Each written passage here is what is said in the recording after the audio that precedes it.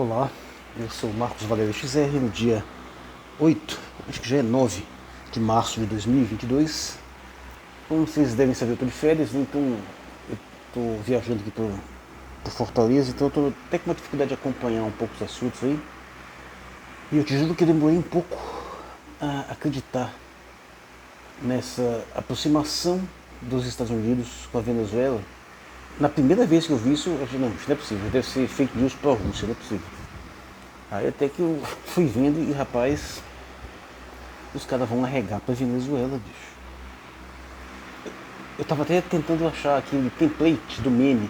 É um meme que são 4 quadrinhos, que tem um carinha desenhado assim. É um carinha no ônibus, depois ele tá no trabalho, depois tá jantando, depois tá na cama. E com os balãozinhos, já o pessoal põe pensando na mesma coisa, assim. E assim, caramba, os caras vão arregar pra Venezuela, depois de ter roubado o olho dos caras, depois de ter tentado matar o Maduro, depois de ter fingido que acreditava no tal de João Guaidó, os caras vão lá pedir favor pra Venezuela, meu irmão. Cara, se isso não for desespero, que diabo que é isso? E na verdade estão indo atrás do Irã também, né? Mas é pra você ver, vamos recapitular? Ditador Maduro, cidadão sanguinário, corrupto, que está matando a Venezuela de fome, porque o socialismo não dá certo. Os caras, o governo britânico roubou as reservas em ouro desses caras.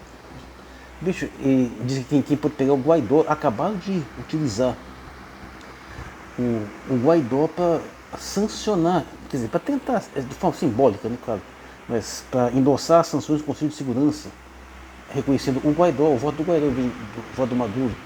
Os caras tentaram matar o Maduro em mais de uma ocasião. Um cerco, uma pinca de sanção. E agora os caras vão lá bater um papo amigável com a Venezuela. Bicho, tem noção do impacto dessa porra. Isso é inacreditável. Eu te juro, isso eu não esperava. Isso não me passou pela cabeça. Isso, se me dissessem antes que isso acontecer, eu não acreditava. E olha que os Estados Unidos, ele não depende tanto de petróleo externo. Né? Quer dizer, ele importa petróleo também, mas ele até que tem uma produção razoável em termos de autossuficiência. A questão não é essa, é que muita gente não sabe. A dependência de petróleo externo é até pequena. Só que todas as transações comerciais do mundo são feitas em petrodólares. E essa é a base de poder real dos Estados Unidos. Okay? Vamos chegar lá depois. A questão é, o que o Maduro vai fazer? O Maduro já está até animado, né? Já até deu umas declarações aí, simpatizando com essa aproximação. Disse até que achou bonito a bandeira americana do lado da bandeira da Venezuela. Mas assim, é evidente que esse cara não vai abrir as pernas dos Estados Unidos. Óbvio que não.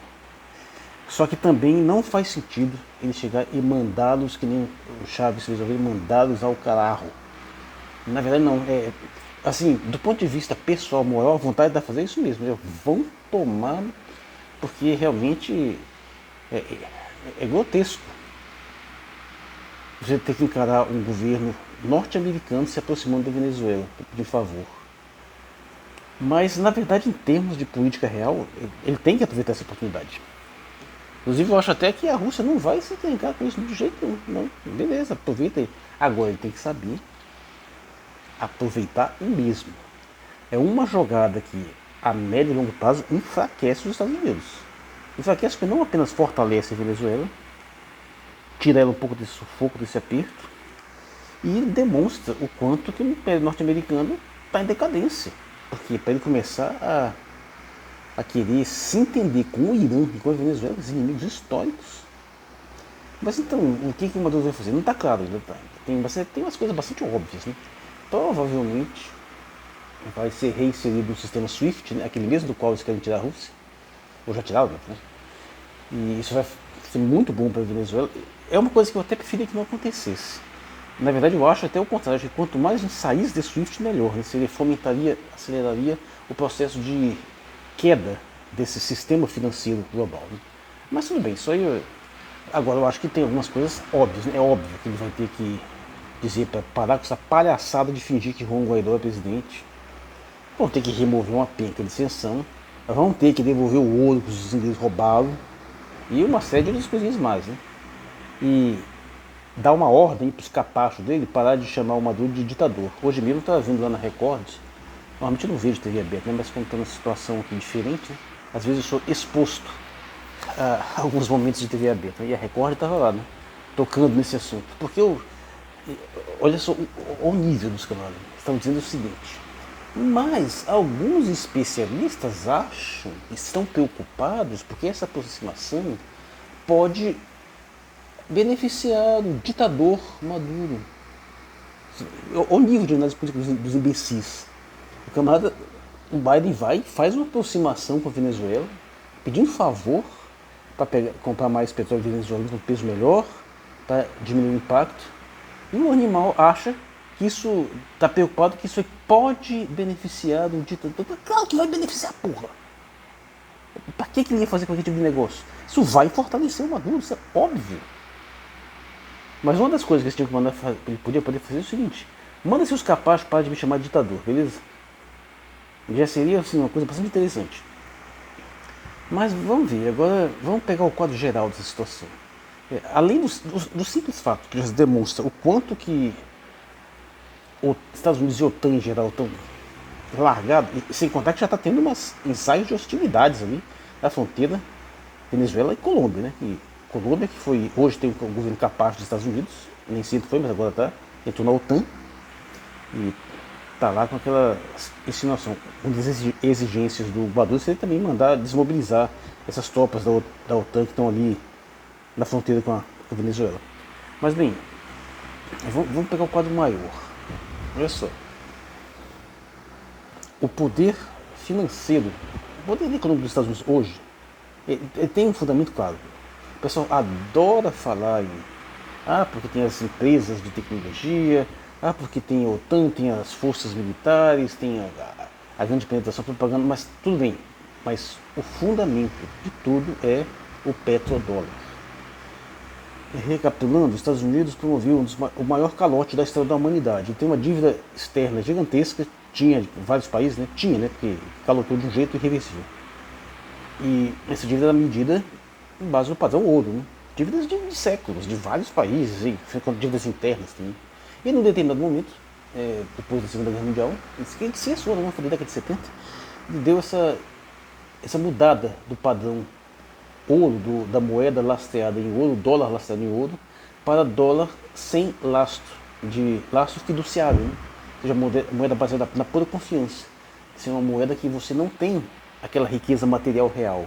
É apenas a credibilidade das instituições, a capacidade de transacional, né? A capacidade de contrair empréstimos, de emitir moeda que dão a sustentação, o lastro. Só que isso também não dura muito tempo. Então, na prática, o que passou a lastrear a riqueza norte-americana é o petróleo. E aí eles fizeram aquela aproximação com a Arábia Saudita. Assim, e quando eles fizeram essa conversão de derrubada do padrão dólar, toda aquela dívida externa que eles tinham meio que assim, sumiu, sabe? Desapareceu. Sabe aquele negócio de dizer que a maior parte dessas dívidas são fictícias? Porque elas são juros sobre juros, e quando você vai ver, na verdade é pura especulação, é pura arbitrariedade, não tem uma dívida real. É basicamente isso. Eles deram um jeito de fazer, na mudança do sistema do padrão ouro para o padrão dólar, fez a dívida evaporar, assim, sabe? É uma história que, bom, se fosse um país menor, um país pequeno tentando fazer uma besteira, a gente ia ser invadido, detonado do tempo. Mas bem, então eles, na verdade, passaram a lastrear o dólar em petróleo. Fizeram um acordo com a Arábia Saudita e criou essa noção de petrodólar. E todo o petróleo mundial, até hoje, tem que ser negociado em dólar. O risco, que já estão preocupados há muito tempo, é que Venezuela, Irã, China e Rússia e outros associados têm um projeto já razoavelmente desenvolvido de romper com esse padrão do petrodólar e começar a negociar petróleo internacionalmente em outra moeda. Se isso acontecer, e se, por exemplo, metade do mercado mundial de petróleo passar a ser feito fora desse controle, desse laço norte-americano, o Império Americano desaba. Assim, não tem possibilidade de se manter. Ele vai entrar num colapso e muito rápido, irreversível. Antes disso acontecer, teria uma guerra generalizada. Ao fazer essas sanções contra a Rússia, sendo que a Rússia é um dos maiores produtores mundiais de petróleo, tudo bem, os Estados Unidos também é, uma das formas de você jogar e começar a se antecipar para evitar essa catástrofe é você começar a reforçar alianças com outros países também que têm reservas de petróleo significativas.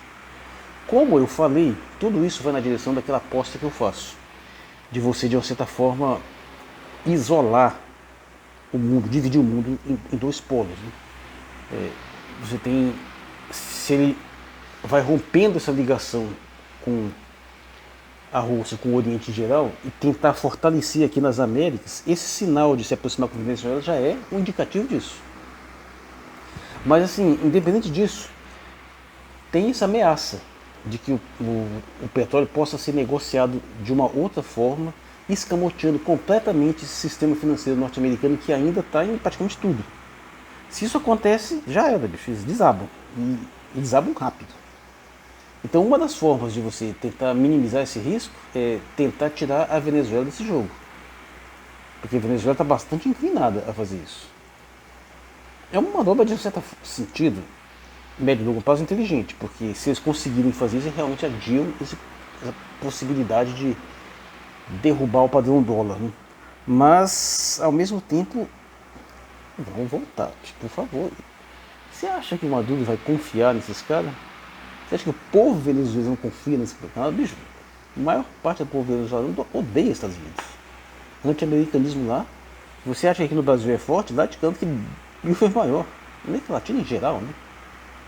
Anti-americanismo dentro da Colômbia é grande ainda, de forma generalizada.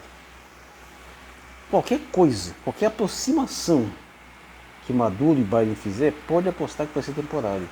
Isso, lembrando que provavelmente o Biden não se reelege. Lembrando que possivelmente o Trump volte. Que seria um fenômeno bastante raro nos Estados Unidos. Né? E aí o jogo muda completamente. Aí pode até fazer um certo sentido, porque o Trump, eu acredito que de fato essa guerra não estaria acontecendo se o Trump tivesse no governo. De fato não teria. Só para você ver a desgraça absoluta que foi esse maldito desse Biden. Só para você ver o tamanho da cegueira da maior parte da esquerda que apoiou esse Biden. A falta de noção de realidade básica. Porque duas das promessas de campanha que o Trump fez foram rigorosamente cumpridas. Diminuir a interferência norte-americana no mundo afora, de fato diminuiu, reduziu muito as tensões. Isso eu escrevi há bastante tempo atrás, quando eu disse no Facebook, está no meu site também, que com a vitória de Trump, o Doomsday Device, né, aquele relógio lá que hipotético, que se chegar na meia-noite a Terceira Guerra Mundial, com a vitória de Trump eles conseguiram atrasar uns 2-3 minutos desse relógio. Aquele que, em uma certa ocasião, esteve a 2 minutos para meia-noite. Né? Tem até uma música do Iron Maiden que fala sobre isso. E o Biden voltando os democratas, tá aí a desgraça. Então, tá a iminência da crise global, por causa desse maldito desse Biden, desse governo desgraçado. Mas bem, o Trump voltando, ele provavelmente ele vai atenuaria essas tensões com a Rússia. Possivelmente, tudo bem que eu acho que a guerra não vai durar até lá, mas vamos, se fosse o caso, atenuaria. Pode ser que ele, com isso, restabelecendo uma boa comunicação com a Rússia, aperte de novo contra a Venezuela. Então você sabe que tem essas dinâmicas para ir para cá. Né? Mas o ponto é que não só Biden, mas vários desses líderes, Boris Johnson, Macron, e esse pessoal não vai se reeleger. Muito provavelmente é muito difícil que eles se reelejam. O Olaf lá da Alemanha não faz diferença porque aquilo ali não é uma eleição democrática real. É uma eleição por meio de lobbies do parlamento. Angela Merkel nunca ganhou voto popular. É uma maquinação dentro do Congresso, em termos de voto secreto, por meio de conchavos. Inclusive de intervenção estrangeira. A Alemanha não é um país independente. A Alemanha até hoje é tutelado pelo Washington. Sabe que agora eles vão recomeçar a... Inclusive me perguntaram isso aqui sobre essa questão dos aumentos com gastos militares. Né? Isso acontece em grande parte porque a Alemanha ela não é realmente livre. Depois da Segunda Guerra Mundial, ela teve esse problema todo que aconteceu, essa história toda que nós temos, e até hoje ela tem limitações práticas legais impostas pelos aliados, né? para desenvolver recursos militares. Teve por muito pouco, não implantaram um tal de Plano Morgenthau no pós-guerra, que esse Plano Morgenthau ele previa um massacre da Alemanha. Ele previa, inclusive, quer dizer, isso em parte chegou até a acontecer, trabalho escravo de soldados alemães para reconstruir infraestruturas na Europa, em geral. Né? Assim, desmilitarização, desindustrialização, dependência econômica generalizada, e até a Alemanha está cheia de base norte-americana até hoje, eles têm limitações de não podem produzir armamentos, não podem ter exército, essas coisas, até hoje. Então, é um país sob controle, é uma potência econômica, seja sendo quarta, quinta maior economia do mundo, assim, sempre ficou mais ou menos nesse nível. E é um país extremamente perigoso, porque se esse país se fortalece, se torna independente, ele pode aprontar de novo. Então esse Plano Morgenthau, ele é extremamente draconiano, né? Só que ele não foi aplicado pelos Estados Unidos, né? Porque, cara, isso aí é praticamente reeditar o Tratado de Versalhes, que foi a causa da Segunda Guerra Mundial, depois da Primeira. Né? Então eles pegaram mais leve, com o Plano Marshall e os outros planos de recuperação dos países derrotados. Né? Então, só que alguns elementos desse Plano Marshall, desse Plano Morgenthau, foram mantidos. Entre eles, você desmilitarizar e desindustrializar. A Alemanha passa por um processo de industrialização sutil, suave, muito menos grave do que o do Brasil, mas passa. Esses projetos todos, essa imigração, esse enfraquecimento, essa feminização do país, de coisas bizarras. Outro dia está rolando até, eu não sei se é verdade, mas está rolando até uma história que tem uma agência espacial alemã está fazendo um projeto lá do foguete com forma de vulva, né, de vagina, que é para combater o machismo do fato dos foguetes serem fálicos. Assim, tudo isso entre outras coisas, essas estruturas de conter a Alemanha, de enfraquecê-la, de domá-la, de humilhar para que ela nunca se torne novamente dependente. Eu até falei isso aí, eu acho que no último vídeo. Né? A Alemanha está meio que no centro ali daquela situação toda, quando você vê Ocidente e Oriente. Quem domina a Alemanha domina o mundo. Isso tem uma série de situações geopolíticas ali que você tem que pensar, que é um pouco mais complicado, se eu for me alugar muito aqui, não quero fazer esse vídeo passar muito de 20 minutos. Então manter esse controle sobre a Alemanha é extremamente necessário, enfraquecê-la, torná-la incapaz de se tornar um país verdadeiramente independente, isso é crucial.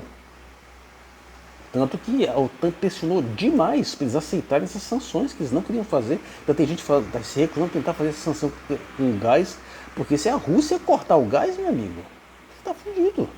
O plano alemão, que acabou de anunciar, de se livrar da dependência de gás, é para 2030.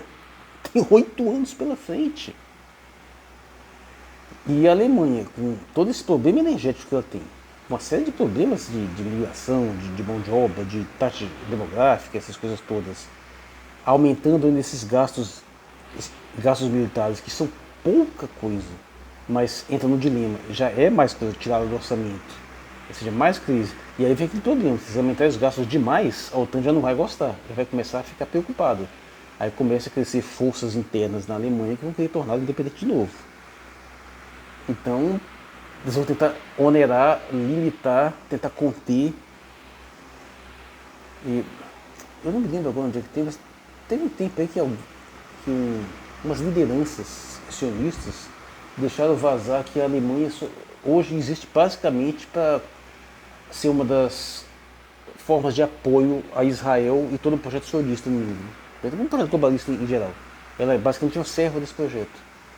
É aquele negócio de karma histórico, sabe? O país fez um negócio assim, muito dramático, né? Então parece que se reúnem várias forças para puni-lo indefinidamente, impedindo um desenvolvimento maior e, de uma certa forma, até hoje, reparando os danos causados pela guerra. Mas assim, voltando à vaga fria, a dependência da Alemanha em relação à Rússia em termos energéticos é tipo metade da energia que ela consome vem da Rússia. Tem outros países da Europa que é pior ainda, né? Estados Unidos, como sempre, está jogando para ferrar com os outros, né? Porque se a situação encrencar mais, os primeiros a se ferrar são os europeus. Tanto que os Estados Unidos está dando um passo à frente para evitar, deixa eu pôr, muitíssimo menos da ameaça que os europeus estão sofrendo. Os Estados Unidos já está se mobilizando para conversar com a Venezuela. Imagina se a situação, se a ameaça for maior ainda. E aí nesse jogo todo, o que fica claro? Eles estão jogando, cara, bem à frente, eles estão tentando vir mais à frente, mas das duas, uma. Ou eles conseguem suavizar essa situação por meio dessas alianças, que eu acho muito difícil que prosperem a longo prazo. Pode ter um alívio a curto e médio prazo. E conseguem conter um pouco essa dependência da Rússia e conseguem atenuar essa situação, sacrificando as defesas dos países europeus, ou esse negócio pode não dar certo e vai acelerar ainda mais essa divisão do mundo em dois blocos econômicos. E como você já viu essas sanções econômicas, metade delas aí para a Rússia, a China já assumiu várias transações comerciais. Isso vai crescer, claro, por enquanto não se compara uma série de coisas, mas vai crescer ainda mais. Isso é um projeto que médio e longo prazo beneficia a China. A médio e longo prazo também beneficia a Rússia, porque ela vai agora estar aproveitando para reestatizar uma série de empresas. E vai estar ameaçando que muitas empresas que tentarem sair da Rússia, pode sair os executivos ganhando, mas a parte industrial fixa vai ser estatizada e vai ser repassada para a Rússia. Estão se livrando de um monte de porcaria aí, né? Não vai ter mais Facebook, não vai ter mais Netflix, não tem foda-se. Ninguém está preocupado com isso. Vai ter um prejuízo, não tem dúvida, tem um prejuízo significativo. Mas, em prazos maiores, pode até ser benéfico. Essas sanções são, eu acho, muito fracas. Enquanto isso, a situação vai lá, assim, para não deixar totalmente em branco essa questão da guerra, né? Claro que é difícil, muito difícil a gente prever isso aí, sabe? O fio de desinformação aí é massivo, é muito complicado você saber o que está acontecendo realmente ali. Mas se vê, tá a narrativa do Ocidente, sendo que a Rússia se lascou, perdeu, não vai mais conseguir dominar. Teria 2 semanas de guerra, que eu já estou falando isso. Como se a gente tivesse tido, com exceção daquela de Israel, a Guerra dos 6 Dias, mas como se tivesse tido. Quanto tempo demorou para dominar o Iraque, o Afeganistão? Ou qualquer. Gente, meses, talvez anos. E uma guerra ali do lado, onde a Rússia nem usou nem um décimo do exército ainda. Um décimo das suas forças. Já estão achando que. Estão se complicando. O que eu coloco é o seguinte: a complicação é o fato de que a Rússia não quer detonar o Ucrânia, eles não querem destruir a infraestrutura, não querem matar muita gente. E ao passo, a OTAN quer fazer o máximo de estrago possível, quer provocar o maior desastre humanitário possível. Até agora você não tem imagens chocantes. E provavelmente não tem mesmo. Então essa guerra corre o risco de cozinhar por um determinado tempo, apesar que ela pode ser. As exigências que o Putin colocou, muito provavelmente são. É difícil crer que caso elas fossem aceitas, a situação não contornável, mas eu não creio que realmente vá contornar, porque o objetivo do Zelensky, da OTAN, assim, não é esse o objetivo de desgastar, é destruir, é usar a Ucrânia, sacrificar o povo ucraniano em prol do interesse de jogo de forças geopolítico da OTAN. Então não está nem a pensar. Esse Zelensky é um sujeitinho realmente. Do lado do fica até com pena, de repente esse cara não tem a menor noção do que está acontecendo. Esse cara caiu de paraquedas ali, bicho. Esse cara é um comediante. Tem quanto tempo de mandato? 2, 3 anos? Lembrando que ele foi eleito com 75% dos votos das pessoas que votaram, depois de se proibirem de colocar vários partidos na ilegalidade, inclusive os partidos comunistas, excluindo o povo russo, que deixou de votar, e mesmo assim com uma adesão assim, bem baixa. Eu fiz os cálculos, ele foi eleito por 45% do máximo da população, dos votantes ucranianos, desconsiderados todos aqueles russos que já estavam no Donbass, uma série de coisas ali que já não votaram mesmo. É uma legitimidade longe de ser, na melhor das hipóteses, igual ao do Bolsonaro no Brasil. Só que, muita gente esquece, antes da guerra começar, a popularidade do Zelensky estava tipo a do Bolsonaro também, 25%. Mas que esse cara não sabe o que está fazendo. Ou talvez, sei. Eu não sei exatamente quem está por trás, ele tem que estudar mais essa questão da ucraniana. Mas o fato é que olhar para o que o Zelensky em si está fazendo, fazer um psicologismo do Zelensky em si, eu acho pouco relevante, não vai esclarecer coisa nenhuma. Faz mais sentido você tentar fazer um psicologismo do Putin, que pelo menos ele está no comando mesmo. Mas assim, recapitulando, vamos lá. Estados Unidos está regando para a Venezuela. Simples assim. A situação está feia. Não vai se envolver num conflito militar direto com a Rússia, claro que não vai. E a essa altura não é só porque seria uma mútua destruição assegurada, não. Acho que se fosse fazer um conflito de janela, ia se ferrar. Não tem condição. Estão acostumados a enfrentar quem? Iraque. Líbia, Iugoslávia, os países. Desde a Segunda Guerra Mundial, esses caras não encaram um desafio à altura. Eles não encaram um país à altura. Eles não têm condição de enfrentar uma Rússia. Simples assim. Não teria condição de enfrentar uma China. No fundo, não tem condição de enfrentar um Irã numa guerra. Não consegue. Olha o fiasco do Afeganistão. Enfrentaria a Rússia? Não enfrentaria. Então, pô, do ponto de vista militar, você esquece. Não tem condição. Então vamos fazer guerra comercial. Guerra de toda essa situação toda. Essas sanções, o pessoal está empolgado demais com essas sanções. Acho que isso não vai muito longe. E você vê o tamanho do desespero no momento que os caras vão atrás da Venezuela para tentar fazer esse acordinho aí. Já estão pensando em ir atrás do Irã também. Aí você vê que desespero é uma demonstração de fraqueza inacreditável. E que eu espero que o Maduro saiba explorar. É interessante. Tomara que ele se aproxime, faz algumas coisas, concessões mesmo, mas ele vai deixar eles meio que em xeque. Que aí se a Rússia se relaciona assim, por baixo dos panos, que está se relacionando, eles não. Isso duvido que o Maduro vai aceitar a condição de cortar a relação com a Rússia, não vai, porque ele não é doido, ele não é burro, sabe que se fizer isso, se conseguir se isolar mesmo e a Rússia romper com a Venezuela, no dia seguinte eles invadem aquela porra, tomam tudo. Quer dizer que esse cara é burro. Venezuela eles poderiam invadir, um país pequeno, 30 milhões de habitantes, tem a Colômbia ali do lado fazendo trabalho sujo, poderia perfeitamente. Então, o que eles vão fazer agora? Cara, eu não sei, eu não queria estar no lugar desses estrategistas norte-americanos agora não. Os caras estão muito lascados. E aí fica até meio difícil de entender essa concepção. Por que esses caras não mandam esses Zelensky? A cara aceita essas porcarias dessas termos de rendição e acaba com essa palhaçada. Até porque o que a Rússia precisava fazer já fez, já conseguiu assegurar o Donbass, já conseguiu reconectar a Crimeia. Um dos maiores problemas que tinham lá é porque a Crimeia tinha uma crise de abastecimento de água, né? Que foi cortada quando ela foi reanexada pela Rússia. Coisas já estabelecidas, conseguiu invadir aquela parte estabelecida da conexão de água, fazendo aquele cordão de isolamento. E não adianta ficar com essa guerrazinha midiática, mentindo deslavadamente, que isso não vai fazer nenhum efeito. Mas como é que vai ser agora? Pô, eu queria fazer um vídeo longo, já estou com 27 minutos aqui. Mas assim, só essa reflexão aqui, tentando acompanhando esse assunto assim de longe, não tanto quanto eu deveria, mas assim, fiquei muito surpreso com essa situação toda, que permite a gente, é difícil até imaginar como é que isso vai se desenrolar, então por isso que eu fiz essas várias reflexões aqui para ver no que isso vai dar. Mas assim, tô muito chocado. Os caras estão arregando pra Venezuela.